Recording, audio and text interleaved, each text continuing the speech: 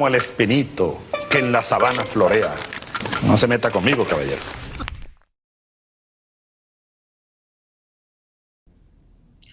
Hola, ¿cómo están? Arrancamos otra emisión de Disputar el Alba, el programa semanal que hacemos en conjunto de Raíz, People's Dispatch y Barricada TV para analizar lo que sucede justamente en nuestra América, en nuestra región. Hola, compañeras, ¿cómo están? Las saludo antes de que pasemos al tema central de hoy.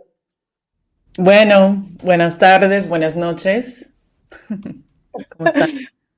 Pues yo feliz de tenerlas aquí nuevamente cada semana, así que pues eso, esperando que también las audiencias cada vez se sintonicen en este esfuerzo comunicacional para hablar de lo que pasa en la patria grande. Bueno, y en esta oportunidad vamos a hablar de Perú, ¿no? Porque la semana pasada, precisamente el miércoles pasado, murió uno de los asesinos y dictadores más corruptos de nuestra región. Estamos hablando del expresidente Alberto Fujimori, quien gobernó, recordemos, el país entre 1990 y 2000, podemos decir, a base de corrupción y terrorismo de Estado en Perú, ¿no? Murió sin que el Estado, sin que la justicia otorgue reparación para las víctimas. A fin del año pasado, también esto hay que recordarlo, fue beneficiado justamente por un indulto que le permitió salir de prisión, a pesar de que tenía, si no me equivoco, ahora con nuestros entrevistados vamos a charlar más profundamente sobre esto, 5 condenas y varios procesos judiciales, ¿no? Por genocidio, terrorismo de Estado y fraude, ¿no? Y también una cosa que me gustaría agregar, vimos por los medios, por los distintos medios y redes sociales también, la presidenta Dina Boluarte recibió el cortejo fúnebre y le brindó honores, ¿no? A este genocida, así como si esto alcanzara para borrar de la historia este tan nefasto genocida, tan oscuro, ¿no? En la historia de Perú.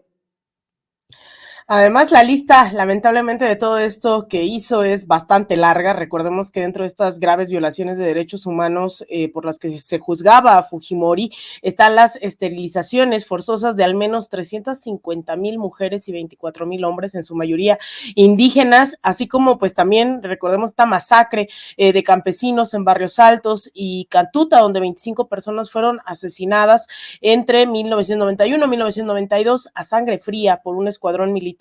Además, evidentemente, como parte de todo este desarrollo de los gobiernos neoliberales que tuvimos en América Latina, pues también aplicó una economía de shock profundamente neoliberal, con libre mercado, privatización de las empresas públicas, excluyendo a las grandes mayorías. Y es algo que, pues hablábamos, la impunidad no solamente se refleja en el fujimorismo, sino también en el presente, con una persona como Dina Boluarte, quien es responsable hoy de al menos, y eso hablaremos también con nuestros invitados y nuestra invitada, al menos 49 personas, ya que organizaciones aseguran que son más los asesinados desde que se implementa esta dictadura en años recientes, entre 2022 y 2023, en estas protestas sociales, cuando se concreta el golpe de Estado al entonces presidente Pedro Castillo. Bueno, son muchos temas los de Perú. También sabemos que Fujimori charlaron, había chismes de que iba a ser candidato para las próximas elecciones presidenciales.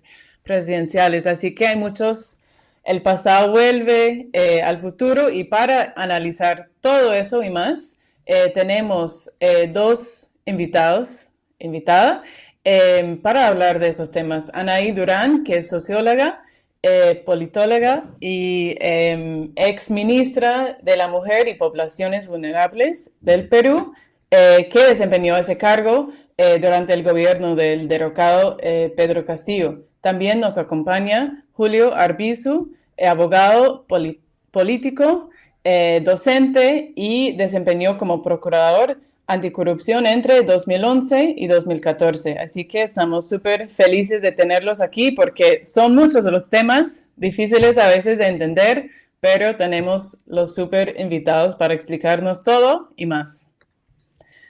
Así que gracias a ustedes por estar con nosotras, y vamos directo a las preguntas. Bueno, sabemos, como acabo de mencionar, en las últimas semanas y meses el nombre Fujimori no ha desaparecido, sino que a pesar de la condena, después el va y viene del caso en que el K hizo un indulto, salió de la prisión Fujimori, ha sido todo una historia ese caso, y ahora finalmente su muerte. Queremos saber si nos pueden contar cada uno, tal vez empezando con Anaí, cómo impactó la muerte de Fujimori en la sociedad peruana, en qué medida puede afectar a los sectores de la política que aún sienten representados por Fujimori y el Fujimorismo. Vamos contigo, Anaí. Bueno, muchas gracias por el espacio, la verdad que es importante hablar de este tema, porque efectivamente muere Fujimori, pero lamentablemente lo sobrevive el Fujimorismo, ¿no? Yo creo que hay un impacto en la sociedad peruana porque esta era una noticia que se venía anunciando. De hecho, el indulto que él recibe es supuestamente por un cáncer terminal, ¿no? Entonces le dan un indulto ilegal, amañado, durante el gobierno de Pedro Pablo Kuczynski. Luego se revierte, y luego Dina Boluarte, que en realidad gobierna para el Fujimorismo, esto ya es algo, digamos, conocido aquí, abiertamente explícito, le vuelve a otorgar el indulto con este tema de que estaba cada vez más enfermo. Sin embargo, él sale, anuncia su candidatura presidencial, ¿no? De hecho, su hija Keiko, que ya ha perdido 3 veces y que es, digamos, la heredera de este legado nefasto, lo confirma, ¿no? Y que él va a ser uno de los protagonistas en las elecciones siguientes. Y bueno, lo que vemos es que no le alcanzó la vida, le llegó la muerte, y le llegó la muerte además en total impunidad, ¿no? Nunca, no solo no terminó de cumplir los 25 años de condena, con los cuales había sido condenado por la justicia peruana, sino que tampoco nunca mostró arrepentimiento. Efectivamente podemos hacer, y ahí Julio seguro tiene más claridad, la lista de delitos por los que fue procesado, los que fue condenado, los que se quedó sin procesar, pero lo que sí creo que queda muy, muy claro es el legado nefasto que ha dejado en el país, ¿no? Lo que fue no solamente la imposición del modelo neoliberal, porque finalmente este es el proyecto del Fujimorismo, ¿no? El autogolpe del 92 se hace para consolidar una forma de gobierno, de política, de economía, de sociedad, sino también esta normalización de la mafia, de la componenda, de la ilegalidad en la política, dinero del narcotráfico, dinero de grandes empresarios, este desprecio por el voto popular que hemos visto desde el 2016 con el Fujimorismo cambiando permanentemente las reglas de juego desde el Parlamento, el derrocamiento a Pedro Castillo, donde el Fujimorismo tuvo un papel preponderante en la coalición golpista y, como digo, ocupa los principales lugares en el gabinete de Dina Boluarte.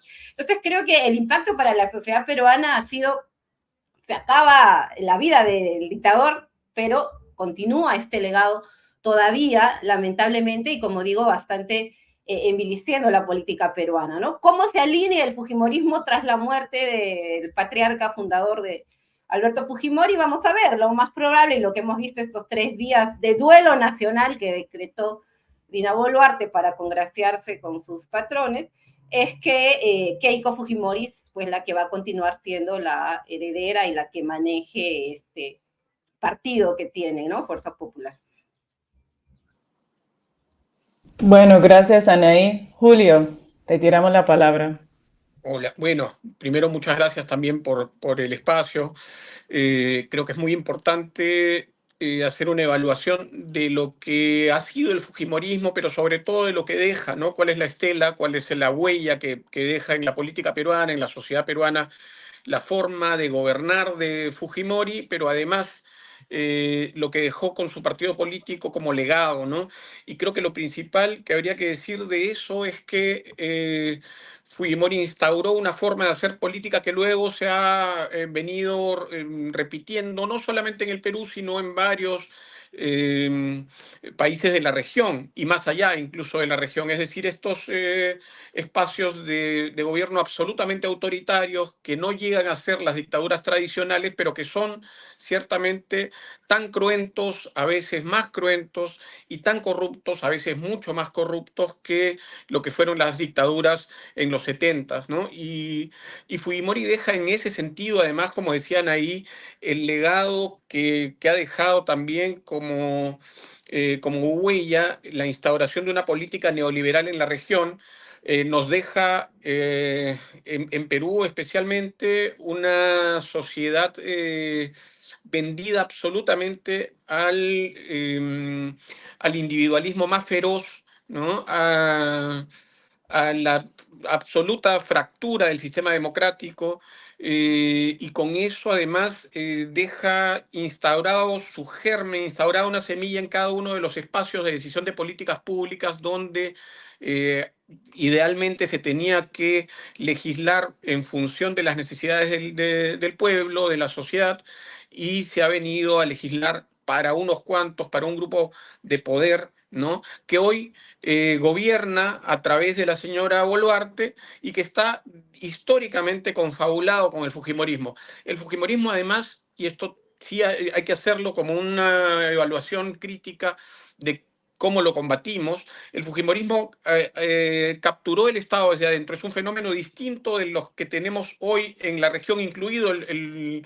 de la política peruana. En su momento, en los 90, el fujimorismo fue una organización criminal que operó desde adentro, ¿no?, del propio Estado.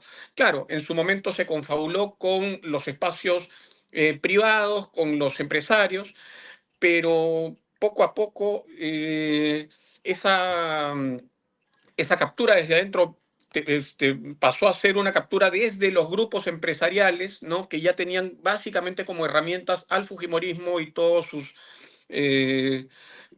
ocasionales aliados, ¿no? Ese es el principal legado negativo que deja el fujimorismo, y como vemos además, pues se ha encargado en los últimos años, ¿no?, de instalar también una narrativa ferozmente mentirosa para decirle a la gente que se combatió el terror, se combatió la inseguridad, ¿no es cierto?, con mano dura, y por eso generar una especie de añoranza de esa mano dura y de ese terror. Gracias, Julio. Bueno, Anaí, evidentemente, también por lo que vienen contando ustedes, este genocida marcó a fuego, ¿no?, la política del país. Te quiero preguntar, bueno, parte de todo esto lo venía mencionando también Julio recién, si nos puedes contar, si nos puedes describir qué forma tomó el Estado que dejó Fujimori para el pueblo peruano, y de qué forma efectivamente, de forma concreta, ¿no?, se da el legado de este genocida en la política peruana actual con Dina Boluarte en la presidencia, una presidenta incluso, como decía recién Julio, cogobierno con este sector. Sí, bueno, yo creo que ahí valdría la pena recordar una de las últimas entrevistas que dio Fujimori en el diario El Tromi aquí en Lima, en mayo, ¿no? Y él dijo, lo que está haciendo Milei y lo que está haciendo Bukele, lo hice yo en los 90. Y yo la verdad creo que tiene razón, tuvo razón. Él hizo esto que pretende hacer Javier Milei con el Estado peruano, destruirlo, ¿no? Eso creo que fue, y claro, lo hizo además con la discrecionalidad autoritaria que le permitió un contexto de hiperinflación y lucha contrasubversiva. Entonces también aplicó las leyes de excepción que está aplicando Bukele en El Salvador al mismo tiempo. Entonces esto creo que es clave para mirar lo que hizo con el Estado peruano y lo que hizo y lo que mantiene hasta ahora como ese legado que menciona, ¿no? El Estado peruano, que venía en una crisis de régimen, colapsando ese proyecto desarrollista que había intentado poner el gobierno de Velasco con un proyecto nacionalista, pues termina de colapsar con el gobierno de Fujimori y bajo también, como decía, las medidas del consenso de Washington, ¿no? Que se busca un Estado mínimo. Y como también pasó en Chile de Pinochet, qué mejor para reducir el Estado, para rematar recursos naturales, empresas públicas, que una dictadura. Entonces, esto es lo que tuvimos con el Estado durante el gobierno Fujimori, ¿no? Y además, con todos estos ideólogos que ya venían teniendo oídos, digamos, como Hernando de Soto, que te planteaban que debía haber, además, un Estado mínimo, otro sendero, una sociedad de emprendedores, donde cada cual es su propio jefe, que te destruye los vínculos y las mediaciones sociales de los sindicatos o las organizaciones, y tienen finalmente un Estado mínimo, promotor de la inversión privada, que se desentiende de todas sus posibilidades de generar igualdad, desarrollo e inversión, y una sociedad fragmentada, donde cada cual es su propio jefe en teoría, pero en realidad cada cual se salva como puede, y tenemos 75% de población informal, una desprotección social tremenda, que evidencia sus costos, por ejemplo, durante la pandemia, ¿no? La desprotección, el abandono de la salud pública, de las personas que murieron. Tuvimos la segunda letalidad más alta en América Latina después de Brasil, expresa eso, ¿no? Entonces, la reducción del Estado, esta destrucción del Estado y este saqueo del Estado, porque se remataron empresas públicas que ni siquiera estaban quebradas, lo que hicieron con la planta de móvil, Petrolub, por ejemplo, de todo lo que eran lubricantes de Petroperú, se remató a la móvil, Telefónica, en fin, todos los activos, y lo único que se ha conservado es una parte de Petroperú y el agua, digamos, el resto rematado en este contexto de, como decía, de dictadura que te permitía gran discrecionalidad para la corrupción, ¿no? Entonces, y por eso las clases dominantes, los grupos de poder, respaldaron al fujimorismo sin importarle que fuera una dictadura o sus estándares democráticos. Entonces, si tenemos que hacer el balance de lo que es el Estado fue destruido, reducido a su mínima expresión, y lo puedo decir también como ministra, ¿no? Como ministra, cuando ocupamos el cargo, cuando llegamos al gobierno tratando de cambiar algo después de 30 años de un Estado destruido y reducido a su mínima expresión, pues es una tarea muy difícil que ojalá se pueda cumplir más adelante, pero ese es el legado, ¿no? Y además este discurso permanente de que el Estado no sirve, de que todo es un gasto inútil, de que mientras menos Estado haya, mucho mejor. Entonces tenemos finalmente eso y obviamente lo constitucionaliza ese modelo de Estado mínimo y de promotor de la inversión privada. Tenemos una constitución de 1993 con un capítulo económico que consagra todas esas medidas y que hace muy difícil luego los cambios, ¿no? Se ponen los candados para que no se pueda hacer cambios en el capítulo económico de la Constitución. Y no se han hecho, o sea, Fujimori se fue el 2000 y esta transición, que es otro balance que deberíamos hacer, ¿qué transiciones tuvimos en América Latina después de las dictaduras? Pues no cambió nada más que la firma de Fujimori por la de Alejandro Toledo. Entonces, eso creo que es lo que tenemos ahora en el Perú y lo que no podemos salir de eso, ¿no? Y creo que también el consenso de las clases dominantes, y ahí insisto, porque el fujimorismo se mantiene no solo por la acción y la virtud de los fujimoristas, se mantiene por la permisividad de los grupos de poder, de los partidos de centro, de socialdemocracia, centro-derecha, etcétera, con este grupo que, como decía, por un lado saqueó el país, por otro lado vulneró sistemáticamente los derechos humanos, y como digo, nos condenó a una sociedad atomizada de informalidad, de precariedad, donde el Estado no tiene competencias ni funciones para poder garantizar un mínimo de bienestar. Bueno, esto que dices, Anaí, me parece tremendo, ¿no? O sea, como un montón de cosas que hay que rearticular tras no solamente los procesos dictatoriales, sino también hoy en el presente como parte de esta herencia. Y hay algo sintomático también aquí, Julio, que está pasando en América Latina, que es estos movimientos, gobiernos de derecha negacionistas.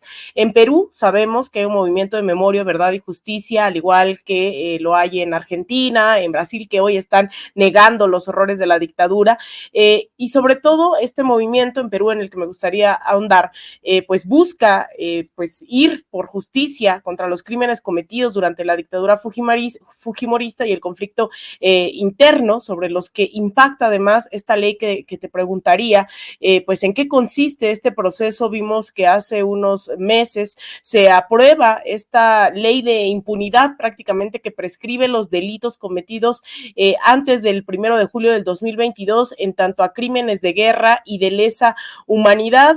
Si nos puedes contar, Julio, de qué se trata esta normativa y en qué consiste este proceso de memoria que hoy corre peligro en un país como Perú. Sí, bueno, muchas gracias por la pregunta porque me parece que es fundamental asociar el fenómeno post-fujimorista a lo que pasa efectivamente en distintos países de la región hoy por hoy. Y lo que decían ahí es absolutamente cierto, es decir, después de los periodos dictatoriales por los que atravesaron una buena parte de los países de la región, pues vino, por lo menos en la teoría, este espacio, esta época de justicia transicional, ¿no es cierto?, que debía llevarnos a un momento mejor en cuanto a la conformación de las sociedades y de la digamos, estabilización de la democracia. Y sin embargo, muchos de estos procesos, lo vemos ahora, han quedado truncos o simplemente no llegaron a consolidarse del todo. Lo que ha pasado en Perú es, digamos, bastante más serio, creo yo, porque lo que vemos hoy día es que algunas de las medidas que se intentaron, digamos, tomar en años pasados, se vienen consolidando absolutamente, medidas, quiero decir, contrarreformatorias, ¿no es cierto? Es decir, si atravesamos una época de transición hacia la democracia y si conseguimos, entre otras cosas, por ejemplo, sostener los primeros años post-fujimorismo, sostener una reacción frente a la corrupción y a la violación sistemática de los derechos humanos con el proceso que afrontó Fujimori y toda su cúpula delincuencial, su asesor Vladimiro Montesinos y todos los demás, y fue además un proceso importante incluso a nivel de la región, ¿no? Hoy vemos que hay un retroceso franco incluso en esos pocos hitos que se consideran a nivel de justicia transicional. Quiero decir, hoy, por ejemplo, Fujimori hace unos días murió en su casa cuando tenía que cumplir una condena de 25 años impuesta por la justicia peruana por violación a los derechos humanos y por distintos delitos de corrupción que además aceptó, allanándose para evitar los juicios públicos que hubieran supuesto información para que la sociedad conociera con detalle, ¿no?, qué acciones delictivas se le imputaba a nivel incluso del robo de las arcas del Estado. Aquí hay 6.000 millones de dólares que fueron sacados de las arcas del Estado después de la venta de las empresas públicas y llevados a distintas cuentas en paraísos fiscales a nombre de Vladimiro Montesinos, de varios de los sujetos que conformaban la organización criminal de Fujimori y Montesinos, y el mismo Fujimori, ¿no es cierto?, que se llevó maletas con dinero, ¿no?, hacia el destino primigenio de su fuga, ¿no es cierto?, que fue el Japón. Lo que ha pasado básicamente en estos meses, en estos últimos meses, es que hay ciertamente es un cogobierno, ¿no?, de algunos espacios que están representados en el Congreso con el fujimorismo tradicional. Y estos espacios lo que han hecho simplemente es aprovechar un momento de absoluto desconcierto, de también mucho temor en la población, porque hay una represión brutal de cualquier acto de disenso, de cualquier tipo de protesta, ¿no es cierto?, para legislar, entre otras cosas, por ejemplo, la ley, o más bien, dar la ley esta de impunidad que supone que todos los delitos anteriores al 2000, cometidos con anterioridad al 2002, ¿no?, delitos contra los derechos humanos, no puedan ser procesados porque ya habrían prescrito, ¿no?, porque en ese momento ya habrían prescrito.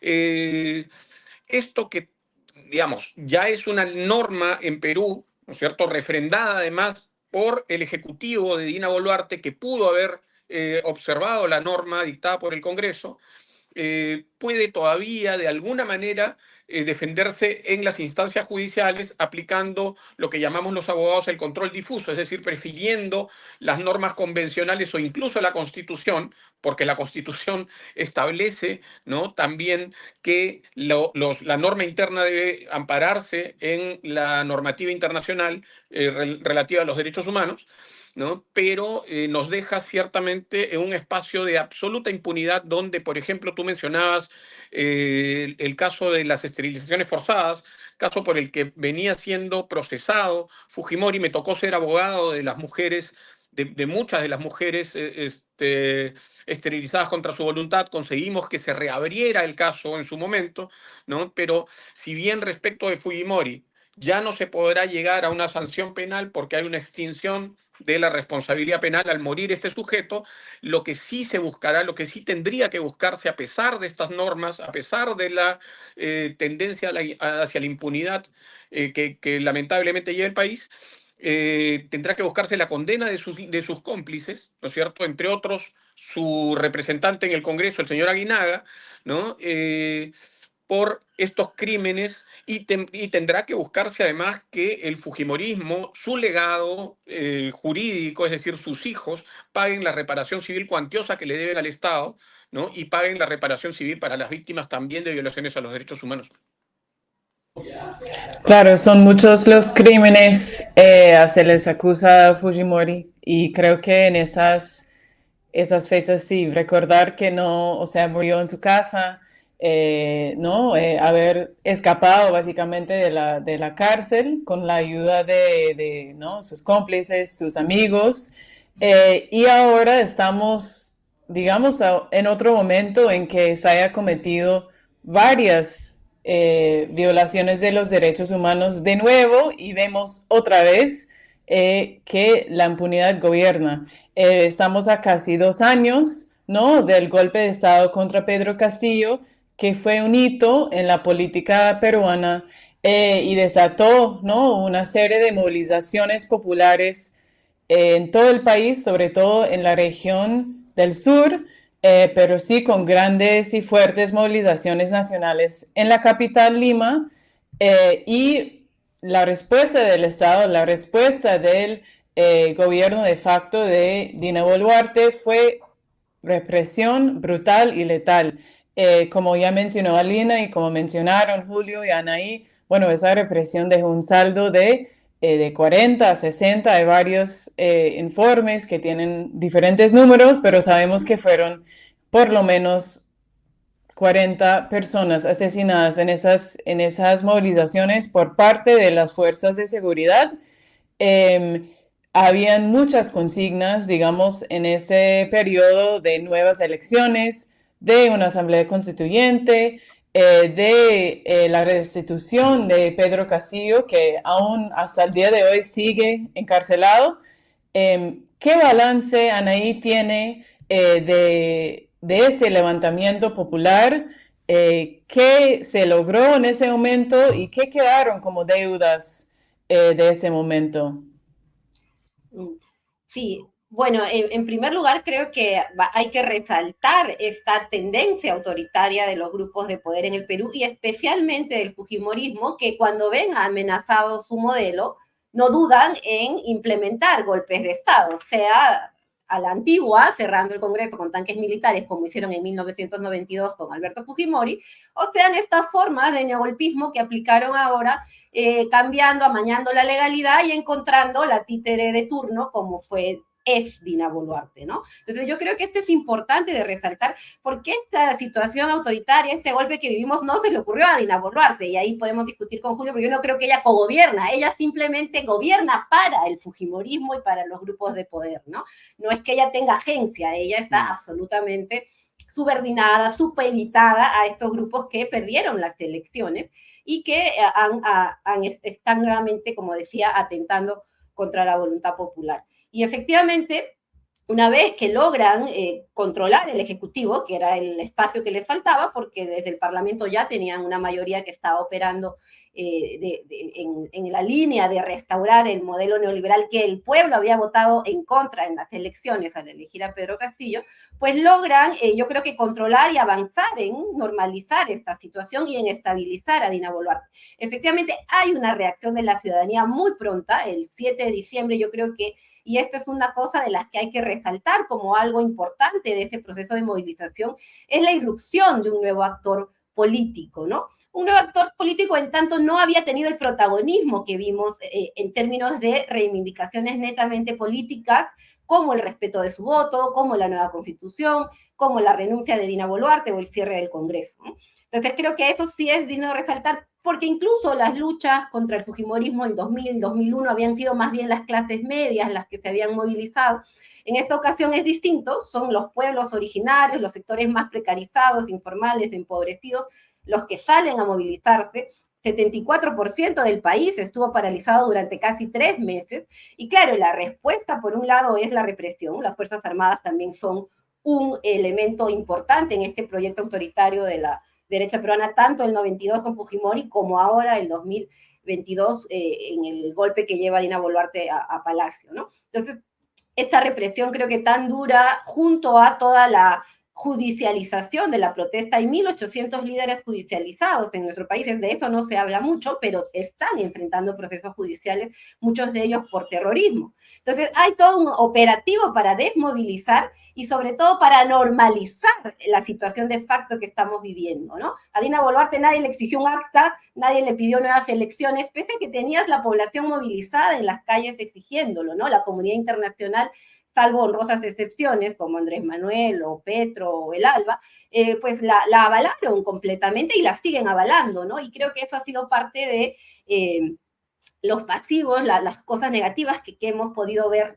en esta coyuntura. Entonces yo digo que, por un lado, si tenemos que hacer un balance, yo destaco este protagonismo político de los sectores populares, como decía, especialmente andinos, indígenas, rurales, informales, precarizados, que yo creo que va a poder encauzarse en una propuesta política más adelante, ¿no? Están ahí abriendo el espacio.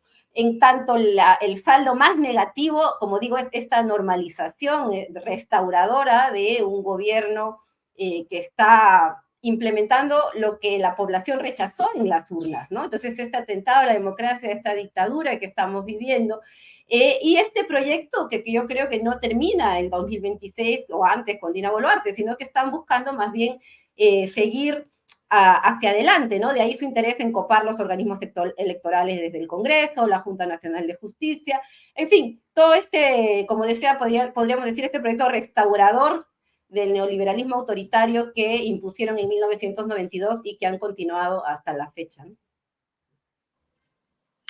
Julio, hablemos un poquito de justamente la presidencia de Dina Boluarte, que recordemos que llegó justamente a ese lugar cuando se concretó el golpe de Estado contra el entonces presidente Pedro Castillo, ¿no? Y según los datos que se conocen, la presidenta se mantiene con una enorme debilidad, ¿no? Incluso recaen sobre ella varios juicios penales. Primero te quiero preguntar si nos puedes contar brevemente de qué se tratan estos procesos que tienen en su contra y qué balance haces vos de estos 2 años de gestión en cuanto a lo económico.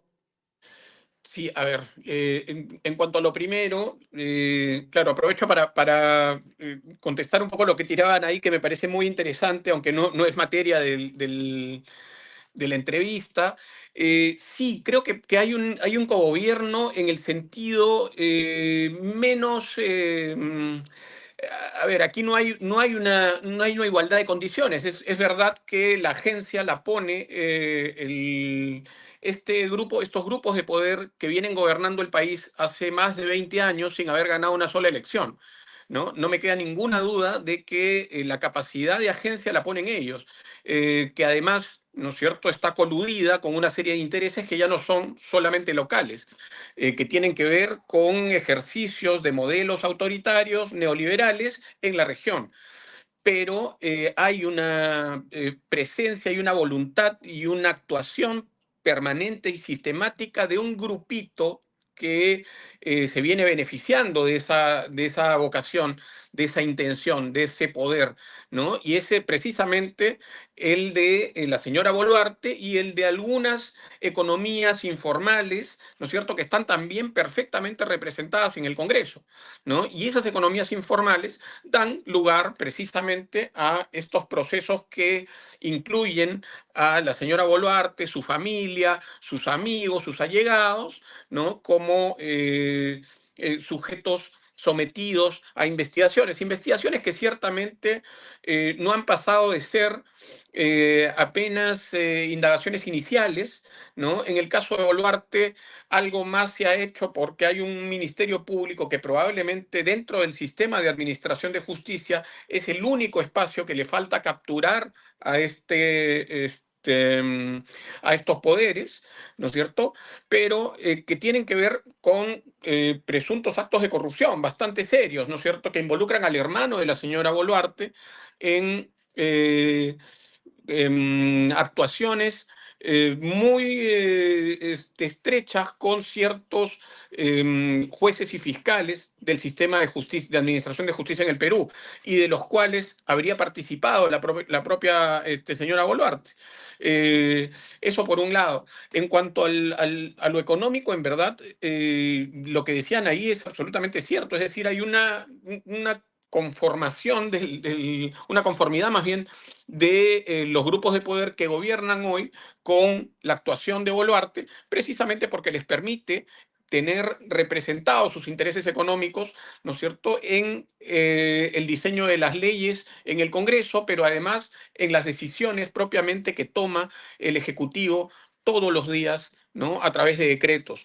Y digamos, este legado que deja el fujimorismo de los 90 en este neofujimorismo que gobierna también hoy, es la economía absolutamente colapsada, ¿no? Una tendencia hacia un individualismo salvaje, la desaparición prácticamente de todos los sindicatos a nivel de todas las industrias, la precarización del empleo, ¿no? Y la incapacidad, ¿no?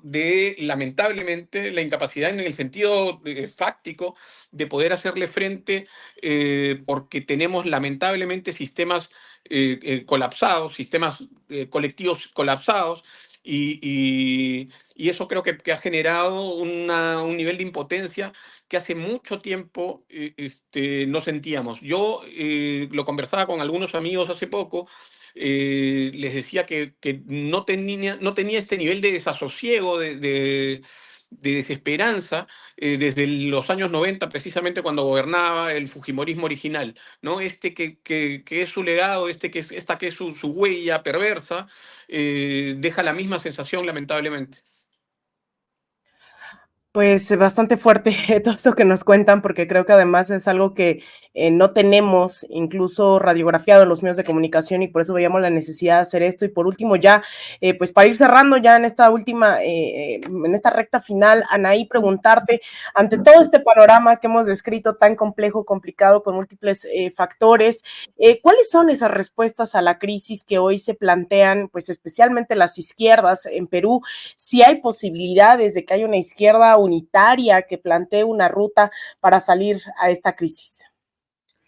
Sí, yo creo que estamos en un momento muy complejo, ¿no? Lamentablemente las izquierdas que han llegado al poder en estos años no han dado la talla, al contrario, algunas están cogobernando en el Congreso con el fujimorismo, otros avalaron a Dina Boluarte, en fin, lamentablemente creo que estas izquierdas partidarias institucionales tienen todavía ahí mucho que procesar y que explicar al pueblo. Entonces yo me iría un poco más atrás, yo creo que a un momento refundacional, ¿no? De mirar ya qué cosa podemos hacer como nación. Creo que a ese punto hemos llegado con la crisis que vivimos en el país, ¿no? Ya no solamente es que se propone desde tal o cual organización política, sino de mirar, y creo que ahí es la gran lección que sacamos de los pueblos que se movilizaron en el 2022, 2023, ¿no?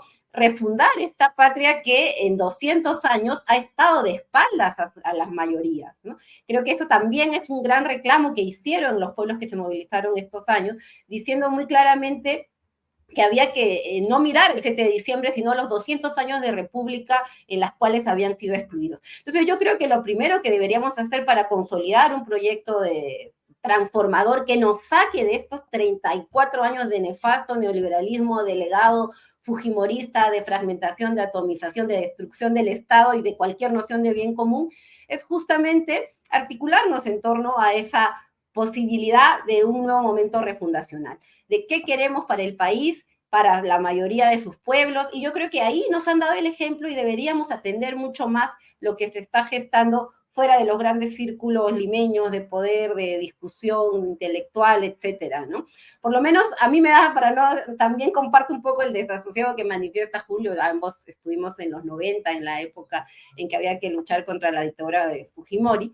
Creo que eso es un poco para recuperar esa esperanza y esa fuerza histórica que creo que en el caso peruano sigue teniendo mucha vigencia, ¿no? Recuperar ese proyecto de nación, creo que en 200 años, salvo los 6 años que estuvo Velasco Alvarado en el gobierno, no hubo un proyecto de nación, de país. Hemos sido demasiado permisivos con el tema de la soberanía, ¿no? Fujimori juramentó lealtad a Japón, se presentó como senador en Japón y se normalizó, aquí no pasó nada, un día eres peruano, otro eres japonés. Entonces se ha ido pervirtiendo demasiado ese amor por el país que deberíamos tener, ¿no? Entonces creo que encontrar estas conexiones históricas que nos unen como pueblo, tener un proyecto que nos lleve a refundar, como digo en este momento, esa misma noción de patria, ¿no? Que nos convoca, que nos une, y creo que ahí las izquierdas, más allá de las siglas institucionales, tienen que encontrarse más abajo, ¿no?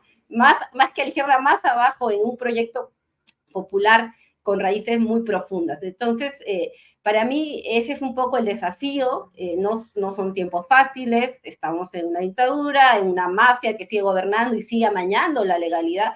No sabemos las elecciones de 2026, si es que son el 2026, en qué condiciones se darán. Entonces también exige de mucha lucha, de mucha movilización, de mucha capacidad de poner por delante intereses comunes, ¿no? Creo que ese es el desafío y seguro ahí nos vamos a ir encontrando y también vamos a ir aprendiendo y recogiendo la solidaridad de los países hermanos en Latinoamérica, de los pueblos que han seguido luchando y que no se olvidan que en Perú estamos pues en una situación complicada y que seguimos en esta lucha por como decía, por refundar finalmente la patria, ¿no? Gracias, Anaí. Y Julio, te preguntaría lo mismo, ante esta crisis, ¿cuáles son esas respuestas? ¿Coincides con Anaí en esta necesidad de una refundación también de las izquierdas, una nueva respuesta? ¿Cuál es tu balance? Mira, sin duda, ¿cómo no coincidir con Anaí en el sentido de que la exigencia máxima, la exigencia final debiera ser efectivamente una refundación y una nueva idea de cómo resistir y cómo finalmente rediseñar, ¿no? el pacto social. Sin embargo, creo también que, porque esto, digamos, me lo ha enseñado un poco la lucha contra la corrupción, que es una de las especialidades en las que yo he ejercido mi profesión en el último tiempo. Si bien hay que tener una mirada estructural del fenómeno y hay que pensar en el último golpe que hay que dar para llegar a un estado, a una situación ideal, también hay que mirar la coyuntura y hay que salir de esa coyuntura perversa, nefasta, que hoy día nos impide precisamente pensar, ¿no?, en siquiera en mirar de manera cercana lo que viene, ¿no? Vivimos hoy completamente enceguecidos por el humo, ¿no? Por una cortina de humo o permanentes cortinas de humo que nos ponen todos los días, ¿no? Lamentablemente esas cortinas de humo son además absolutamente perniciosas, ya no solamente para la democracia, sino para la vida doméstica de los ciudadanos y ciudadanas de este país. Pero creo que hay que mirar eso también, hay que mirar al lado y hay que reaccionar y hay que hacer llamados, hay que volver a las calles, hay que desterrar un poco el miedo. Y sí, y en lo demás, por supuesto, coincido con Anaí en que hay que llegar a un momento fundacional, refundacional. Hay una cosa que me gustaría destacar. Si bien este gobierno y, por supuesto, los intereses a los que representa se han opuesto fervorosamente en el último tiempo a la posibilidad de una nueva constitución a través de la instauración de una asamblea constituyente, este Parlamento, el Parlamento que sostiene este régimen, ¿no es cierto?, y que no es otra cosa que una confluencia de organizaciones criminales, ha modificado la constitución, esa constitución del fujimorismo en más de 70 artículos. Es decir, esta es una nueva constitución, mucho peor todavía que la del 92, ¿no es cierto? Entonces, ellos sí están trabajando para incluso hacer peor la situación que dejó el fujimorismo como legado. Bueno, les agradecemos a ambos, Julio, Anaí, la participación, el tiempo, por compartir el análisis para este programa, que además es de las organizaciones, es de los pueblos organizados, así que también es de ustedes. Muchas gracias. Muchas gracias, hasta luego. Muchas gracias a ustedes. Hasta luego. Bueno, despedimos ahí a nuestros invitados de hoy. Seguimos con este programa. Zoe, ¿qué tenés para contarnos? Bueno, volvemos entonces al tema de siempre que me toca, que serían las elecciones de Estados Unidos, que tendrá lugar en nada más y nada menos que 7 semanas. Claro, las elecciones de Estados Unidos no hablamos de ellas porque creemos que es el mejor lugar en el mundo. Sin embargo, es un proceso electoral que tiene impacto en todo el mundo. Lo que pasa en Estados Unidos tiene impacto en todo el mundo, la política externa, la política doméstica. Bueno, tiene, claro, a todos los países del mundo, pues su política interna también está relacionada con eso. Entonces, por eso hablamos de ese país. La semana pasada hubo un debate presidencial entre Donald Trump y Kamala Harris, que no son los únicos candidatos, para decirlo. Y bueno, fue un debate interesante porque si recordemos de cómo fue el último debate presidencial que fue entre Donald Trump y Joe Biden, sabemos que a pocas semanas cayó Joe Biden de esa carrera presidencial. Él se retiró de su candidatura, fue reemplazada con Kamala Harris y digamos que comparada con ese debate, a Kamala le fue re bien. Realmente subió varios puntos después de ese debate, pero lo que creo que nos importa a nosotras y a nuestra audiencia es que Kamala no tomó, digamos, una posición progre, no es que dijo que va a defender a los pueblos en Estados Unidos y mucho menos a los pueblos del mundo. Y digo pueblos porque son varios pueblos en Estados Unidos, no es un solo pueblo, pero ella tomó una postura muy conservadora. Es interesante y varios analistas han, digamos, rescatado videos de cuando ella fue candidata en 2020 en que decía, por ejemplo, que creía necesario parar el fracking, creía necesario defender seguro de salud para todos y todas y que la privatización no era el camino. Y si tú comparas eso con lo que dijo la semana pasada, es casi una comedia porque dice que yo soy la candidata que va a casi militarizar la frontera. Ella es la que tiene el apoyo de, digamos, la patrulla de la frontera. Ella es quien va a proteger los intereses del sector comercial. Ella está en contra de parar el fracking, que quiere seguir con ese camino y que, bueno, todas esas promesas que había hecho para aparecer como una candidata progresista ya no son sus posturas, cada vez más al centro, cada vez más a las posiciones de la misma derecha. Entonces, fue un debate en que, bueno, según los analistas y quienes comentan de los grandes medios de comunicación, dice, bueno, qué dura, qué fuerte, que fueron sus posiciones. Mira cómo habló de Trump y habló a Trump y que le enfrentó así. Sin embargo, realmente marcó esa postura de derecha, de centro. Y, por ejemplo, Trump dijo varias barbaridades, vamos a decirlo así, xenofóbicas, sobre, por ejemplo, los migrantes y las migrantes de Haití, de Venezuela.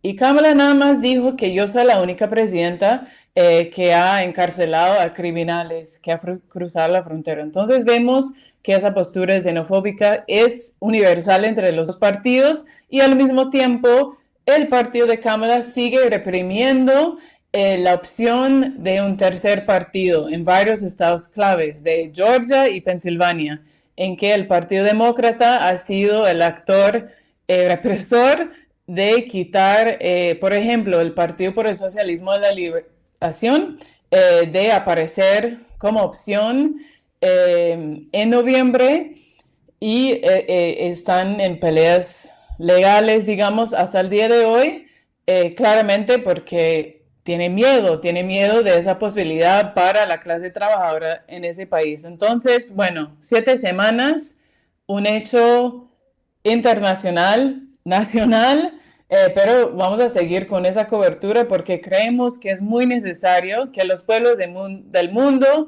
y sobre todo los pueblos de América Latina y el Caribe sepan lo que está en juego, porque no estamos hablando de un candidato loco, facho y una candidata progresista, estamos hablando de dos derechas, uno más al centro, uno más a la extrema, pero en que no solamente pierden los pueblos del sur, pero también los pueblos aquí en el país.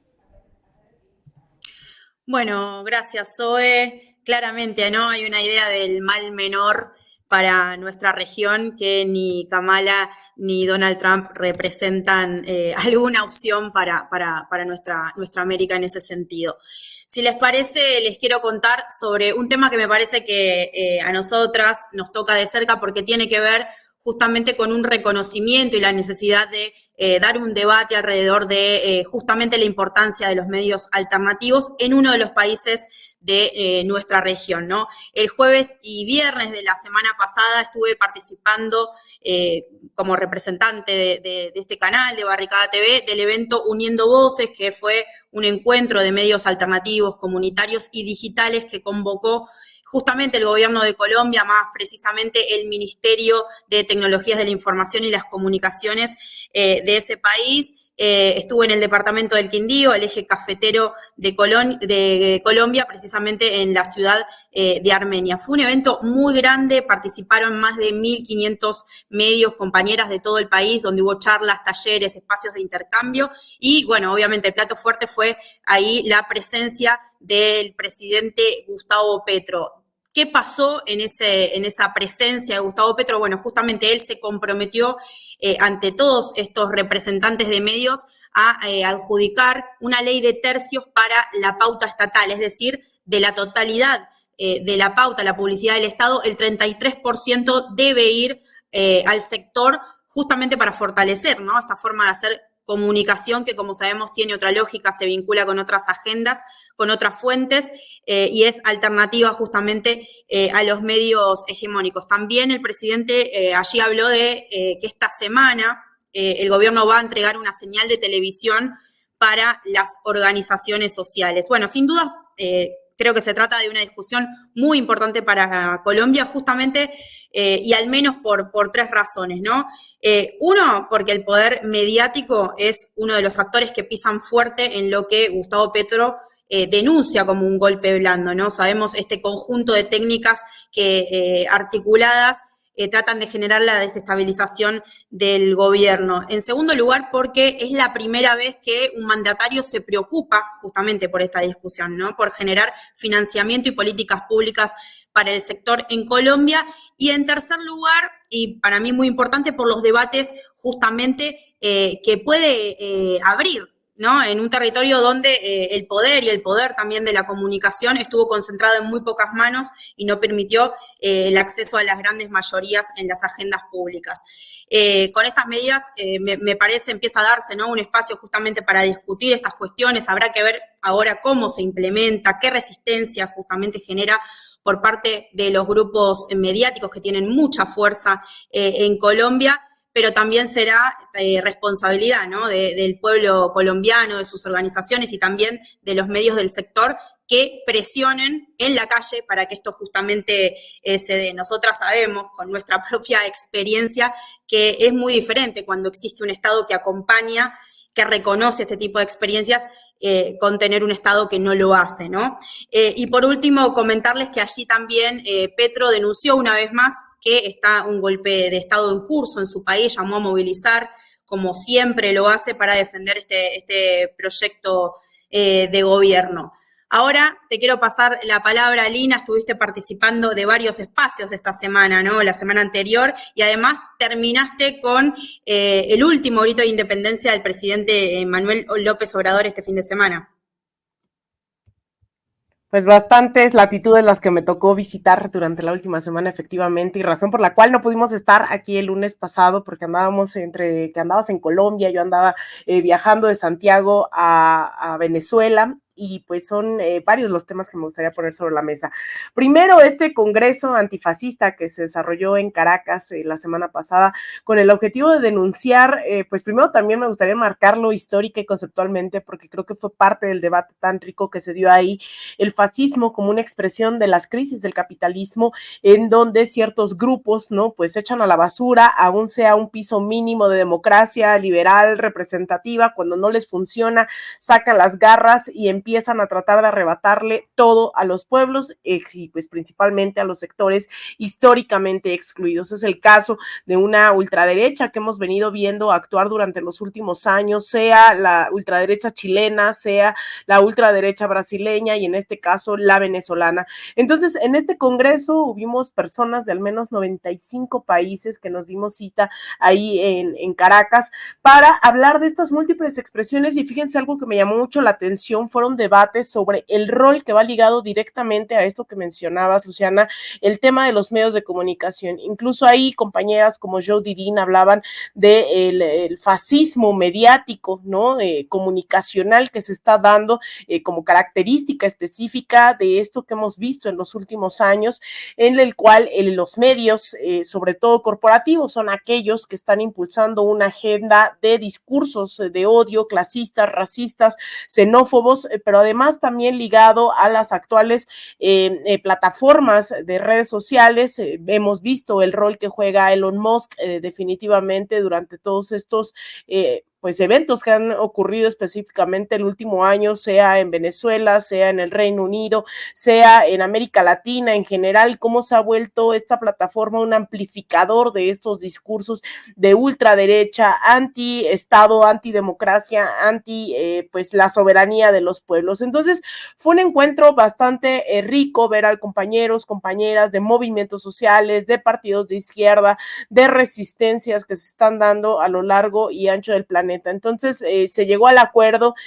pues ahí la anécdota estuvo el presidente también, Nicolás Maduro, en este encuentro, y lo que hizo fue denunciar incluso algo que pasó de noche también en los medios de comunicación en torno a las pasadas elecciones de Venezuela, que fue el asesinato de dirigentes y simpatizantes del chavismo, del gobierno actual, del Partido Socialista Unido de Venezuela, de todas estas fuerzas que hoy están al frente de la revolución bolivariana, el asesinato de los militantes, incluso el caso tétrico de una de las militantes, digamos, de los cuadros de la revolución en el estado de Bolívar, en donde fue un niño, un menor de edad de 13 años, quien disparó en múltiples ocasiones contra ella, movido por estos discursos de odio de los medios de comunicación. Estuvo presente su esposo, pues ahí también denunciando esta situación, y también familiares de víctimas de pues el fascismo, ¿no? Tal cual que se da en Venezuela. Entonces, este encuentro, pues vaya que fue importante en términos de seguir discutiendo, pero sobre todo tomando una línea de acción que decía el presidente Nicolás Maduro, se consolidará lo que él decía, una internacional antifascista, que después se confundió y dijo fascista, y fue lo que pues retomaron en redes sociales y en varios medios de comunicación. Y pues venimos con las emociones frescas de lo que fue la noche de este 15 de septiembre, en donde a mí me parece fue tremendo la convocatoria. Ya sabíamos que esto podría pasar, una convocatoria de cientos de miles de mexicanos y mexicanas que se dieron cita ahí en el Zócalo capitalino para celebrar un aniversario más del grito de independencia que dio inicio a la independencia.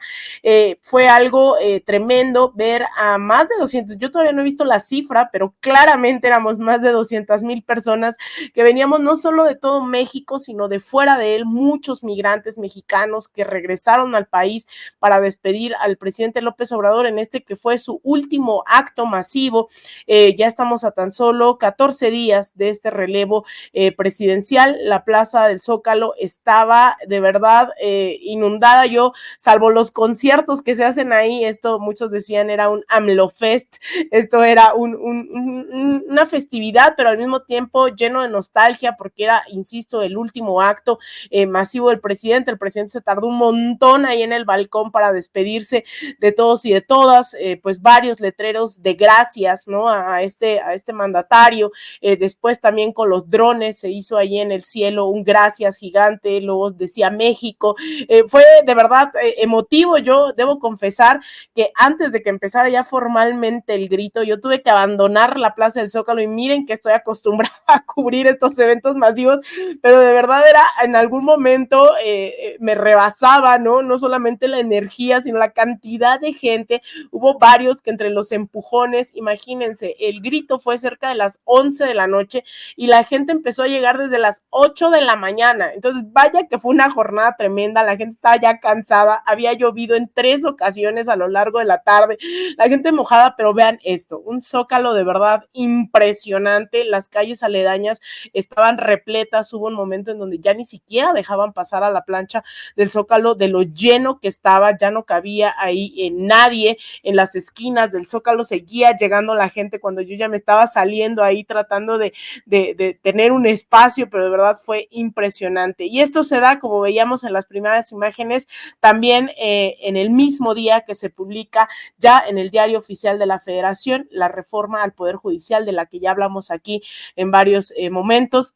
Una reforma que también yo diría marca un punto nodal de la soberanía de este país, a pesar de los pronunciamientos de Estados Unidos, a pesar de los pronunciamientos de las grandes oligarquías, a pesar de las campañas nacionales e internacionales. Pues el día de ayer, en el marco de los festejos de la independencia, también se firma se publica en el Diario Oficial de la Federación esta reforma al Poder Judicial. Así que pues un día emotivo de inicio a fin, pasada la medianoche, la gente seguía celebrando, y pues con ello también empieza ya la cuenta regresiva, 14 días para esta transición, para que asuma la primera mujer presidenta de México, la doctora Claudia Sheinbaum. Bueno, qué emoción, Alina, lo que contás, y la esperanza también por lo que se viene, ¿no? Con Claudia, que me parece clave poder pensarlo, seguramente será parte de nuestra agenda en los próximos días. Compañeras, llegamos al final, nos focalizamos en Perú, pero recorrimos también con nuestras columnas durante esta hora varias latitudes de nuestra región. Llegamos al final de Disputar el Alba, como siempre decimos, una producción conjunta de Raíz, People's Dispatch y Barricada TV, que pueden ver todos los lunes a las 19 horas de México, 21 horas de Venezuela y 22 horas de Argentina. Invitamos a compartir no solo este programa, sino también a seguir nuestros medios que hacen periodismo crítico desde cada uno de nuestros territorios. Nos vemos la próxima. Chao. Nos vemos ahí.